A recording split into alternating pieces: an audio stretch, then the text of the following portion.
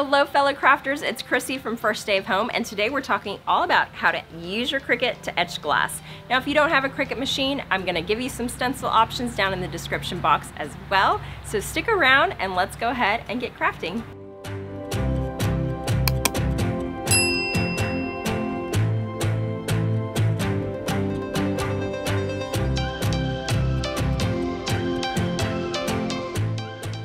Before we get too far with our glass etching, let's talk about where to buy cheap glass. I love getting my glass at Dollar Tree because for $1 you can't beat the price and it gives you some room to mess up a few times. We're going to start with an etched glass candle holder. Start by opening up Cricut Design Space and click New Project. Then we'll click on Upload and choose a design that I've already loaded into Cricut Design Space. We're going to make a Let It Snow glass candle holder, so I'll add this to canvas.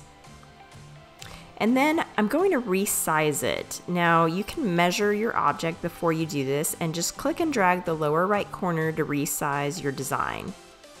I'm going to ungroup the design so that I can select these little snowflakes by holding down Shift and clicking in the Layers panel. I can now resize these snowflakes so that they're a little bit larger and easier to etch. You always have the option to modify your design to make some text or graphics bigger when you're doing glass etching, just to make it a little easier on yourself. So I'm just repositioning these little snowflakes using arrow keys or my mouse cursor. Now to make it easier to weed the vinyl for this design, I'm going to create a square and place it behind my Let It Snow design. But as you can see, as I drag it, it keeps the square shape and I don't want that. I want to unlock it here, so that I can then create a rectangle that's going to be a little more shaped to my design. And then I'll drag the square behind so we can see what we're doing here and reposition some of the elements so that they're centered. So I'm just clicking and holding Shift here in the Layers panel to get all of the pieces that I want to move.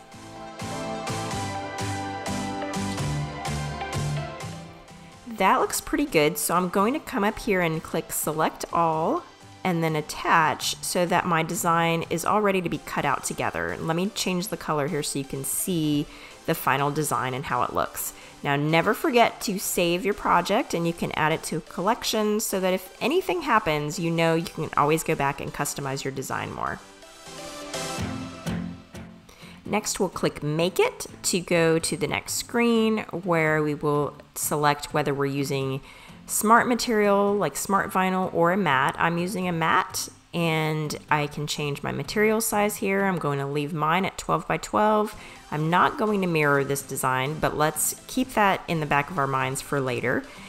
And then I'm selecting my machine and my base material. Now I already have stencil vinyl selected here, but if I didn't, I'd go to Browse Materials and then I can type in stencil in the search box and there it comes up. I like to favorite mine by starring it so I can find it more easily later, but for now I'll click that selection and then I can change the pressure, but I'm going to leave mine as default and hit Go.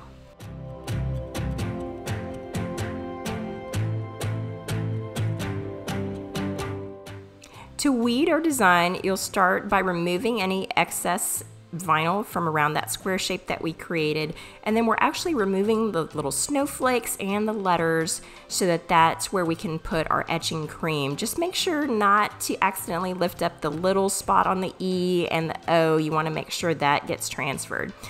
And speaking of transferring, we're taking our transfer tape now and laying half of it on. I find this is the easiest method, so then you can just slide it off as you apply that transfer tape. Then you'll take a brayer and make sure it gets really nice and stuck on there so that we can lift up the complete design and transfer it to our glass.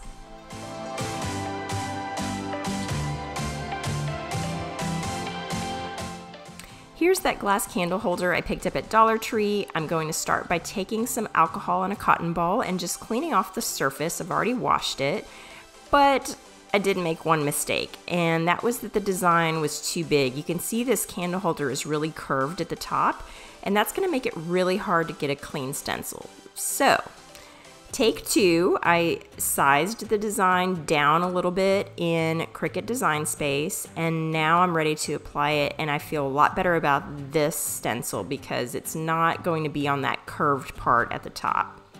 Using the brayer tool helps also to make sure that it gets nice and stuck on the glass.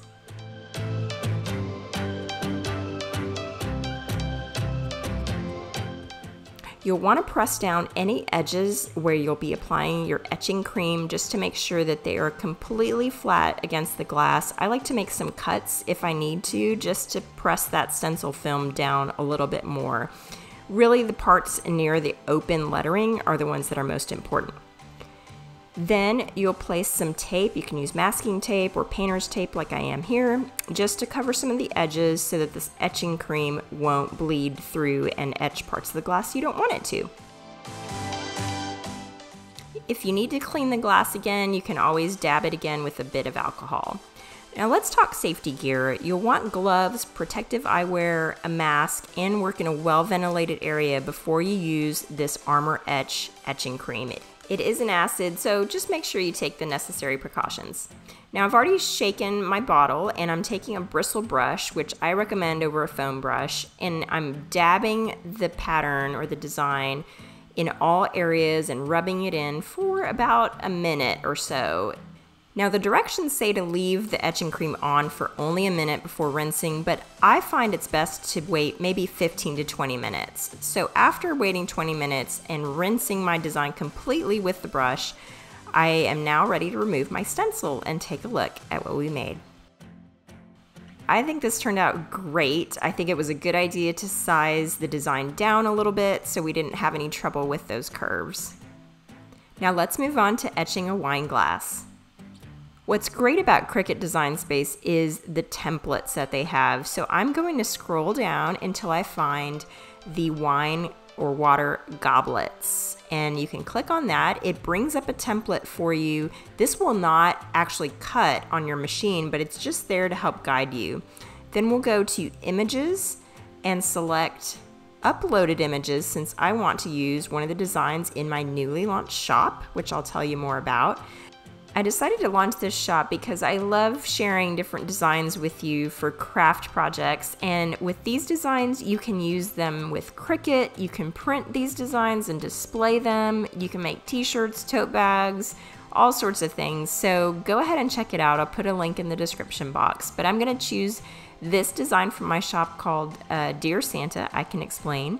And I'm just going to resize it down just like we did with the first project, but now I have my little goblet to guide me.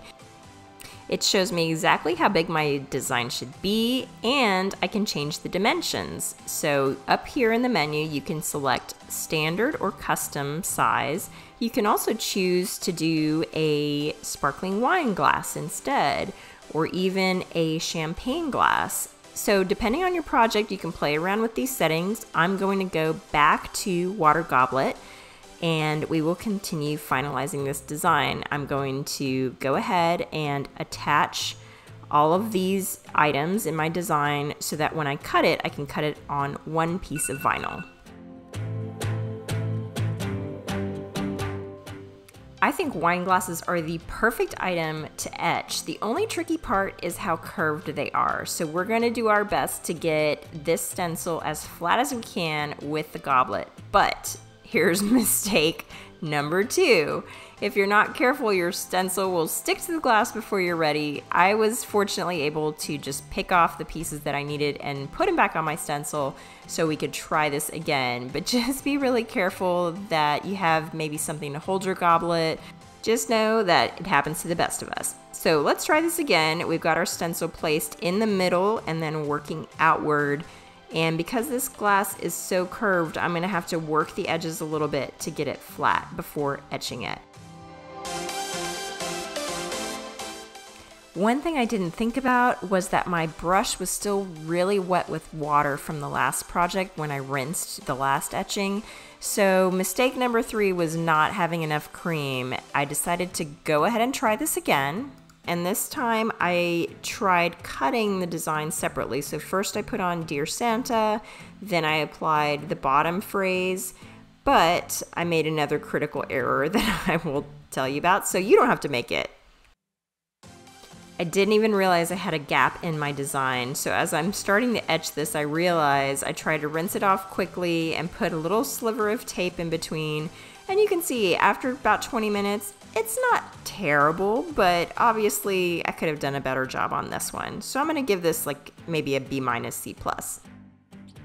Let's move on to custom monogram etching. Within Cricut Design Space, I just typed in the letter C under Images, and I'm going to play around with a couple of different options here.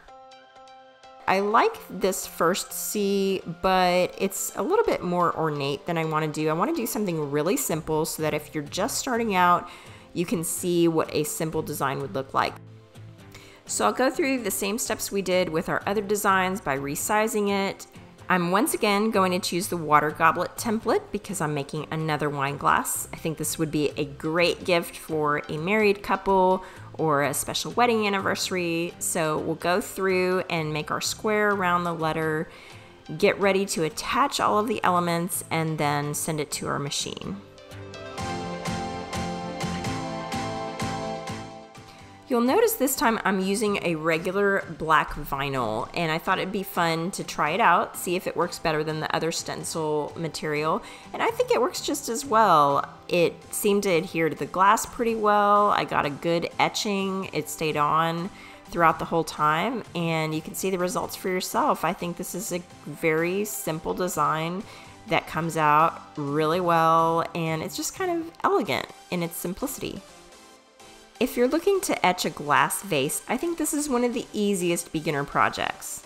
The surface is not overly curvy like the wine glass, and I was able to get a really nice etching on it and lay that stencil flat against the glass. So after 20 minutes of letting the etching cream sit, I just think this turned out fabulous. I really would love your ideas on what you would put in this. I've been debating whether to put floral picks like stems in it for Christmas or fill it with ornaments. Let me know if you have any ideas in the comments because I'd love to see how you would use it. Next, we're going to do a glass plate etching for the final project. Now, I couldn't end without showing you one more potential mistake you can make. I forgot to mirror my image. When you're doing a glass plate, you need to click this mirror button before you cut your file. And the reason why is we are applying this to the back of our plate. So as you can see here, I needed a mirror image to make sure that when you flip it over, you get the right design. This time I'm laying on a thicker coat of etching cream. This is about the consistency I recommend. Again, I waited about 20 minutes before rinsing it off with my brush. And I suggest that if you're a beginner, you start with either this project or the vase because look how pretty this turned out. This would make a great gift for the holidays. You could personalize it. I think it's just so fun. Let me know if you're planning on trying glass etching or if you have any tips to share with others. I'd love to hear those in the comments below. As always, if you liked this video, I appreciate you giving it a thumbs up, and I hope I'll see you back here next time for more crafting and DIY projects. See you then!